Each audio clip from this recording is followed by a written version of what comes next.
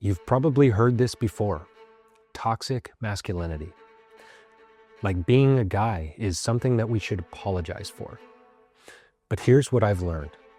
Masculinity isn't toxic, but immaturity is.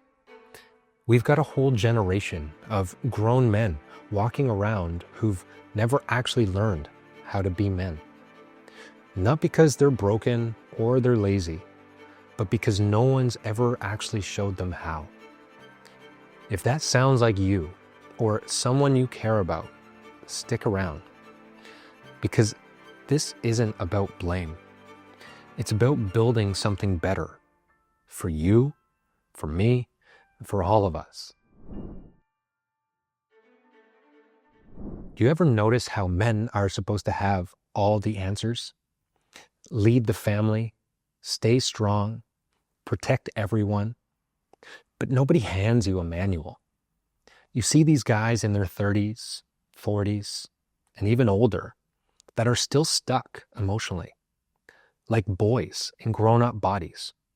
No direction, no discipline, no real purpose. That's not masculinity.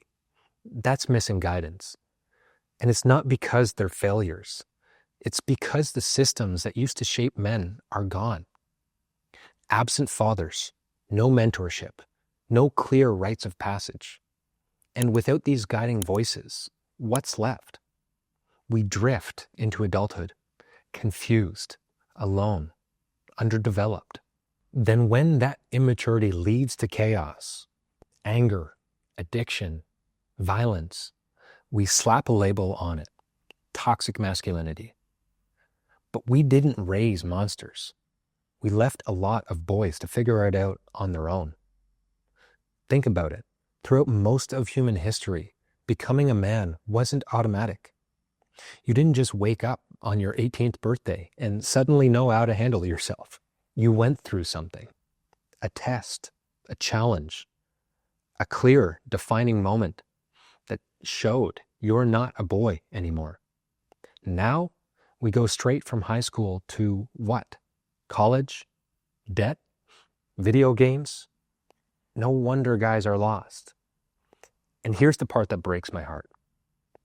When we strip away that roadmap to manhood, we don't get peace. We get chaos. The highest suicide rates are men. Addictions, men. Homelessness, men.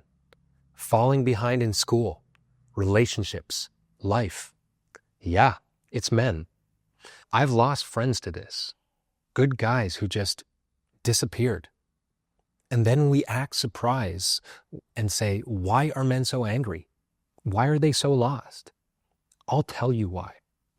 Because when you constantly tell somebody that they're dangerous, that they're a problem, that everything natural about them is wrong or oppressive, well, eventually they believe it. So they either shrink into nothing or they explode. And neither of those options helps anybody. Look, when you keep telling men that they're dangerous, you don't get less danger. You get men who have no clue where their power belongs. And if you can't own your power, it ends up owning you. So what does healthy masculinity actually look like? It's not some loud, chest-thumping alpha nonsense. That's just insecurity with a megaphone. Real masculinity is the guy who helps somebody when their car breaks down on the highway. Not for the recognition, not for the thanks, but because it's the right thing to do.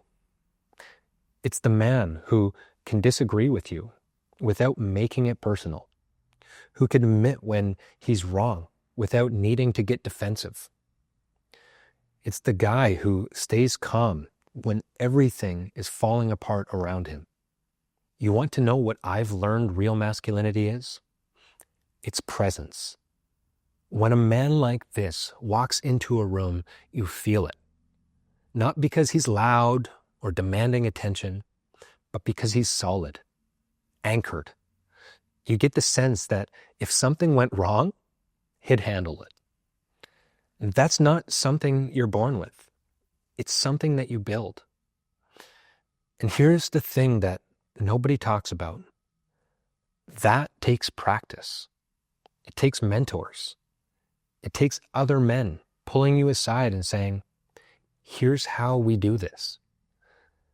Maybe you're watching this thinking, no one ever taught me how to be a man. And I get it. That's been me most of my life. Drifting, pretending, trying to figure it out on my own. But just because nobody handed you the blueprint doesn't mean that you can't build it yourself. Here's what I wish somebody had told me at 20. Start ridiculously small. Make your bed every morning. Keep one promise to yourself every single day. It could be as simple as, I'm going to walk for 20 minutes, or I'm going to read for 10 minutes before bed, or I'm going to work out for 30 minutes. Why? Because masculinity isn't built in the boardroom. It's built in the tiny moments when nobody's watching and you do what you said you would do anyway. Find guys who are further down the road than you. Not perfect guys, just guys who figured out a few things that you haven't yet. Buy them a coffee, ask questions, and listen. And if you're further along, be that guy for someone else. That's how we rebuilt this. Not waiting for the culture to fix it or the government to come in. We become the culture, one conversation at a time. Look, masculinity is not toxic. It's untapped potential. And the real problem isn't strong men. It's boys who've never learned how to grow up. And we don't fix that by shaming them. We fix it by showing them the way. We need strong, grounded, mature men more than ever. Not perfect men, just present ones. Guys who show up and do what needs to be done. And if you're still watching, thank you. And I've got a question. What was your rite of passage? The moment you felt like you actually became a man? Or if you never had one, what do you wish it had been? Let me know down in the comments below. I read every single one. And if you're building this with me, hit subscribe. Let's figure this out together. Because at the end of the day, we're not just raising better men. We're becoming them. Thanks again for tuning in. I'm Stu Murray signing off, and we'll see you next week.